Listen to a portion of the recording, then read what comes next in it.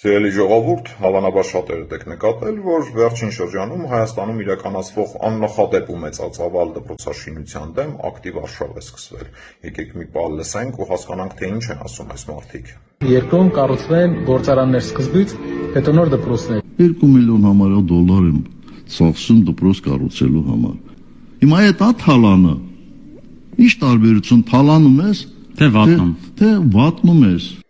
Դե ինչ, կարծում եմ ավելի քան ակնհայտ է, թե ինչ նպատակ է հետապնդում դպրոցաշինության դեմ իրականացվող այս արշավը, իսկ նպատակը շատ ավելի պարզ է ու հստակ, այս մարդկանց պետք չեն կրթված քաղաքացիներ, որոնց չեն կարող համոզել ընտրություններին 5000 դրամի դիմաց քվեարկել իրենց օգտին, այս մարդկանց պետք չեն կրթված քաղաքացիներ, որոնց չեն կարող համոզել գրոշների դիմաց աշխատել իրենց գործարաններում, եւ ավելի քան ակնհայտ է, որ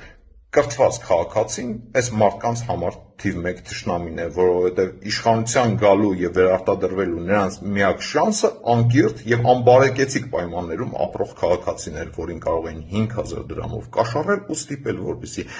վաճառի իր ձայնն ու ընտրություններին քվեարկի իրենց օգտին, բայց ուզում եմ հիասթափեցնել այս շրջանակներին պարզ պատճառով, որ կառավարության նախաձեռնած եւ այսօր իրականացվող 300 դպրոց 500 մանկապարտեզի շինարարությունից հետո իրականացվելու է հաջորդ 300 դպրոց 500 մանկապարտեզի շինարարությունը։ Հայաստանում դպրոցների եւ մանկապարտեզների շինարարությունը շատ ավելի մեծ ու լայն թափ է ստանալու։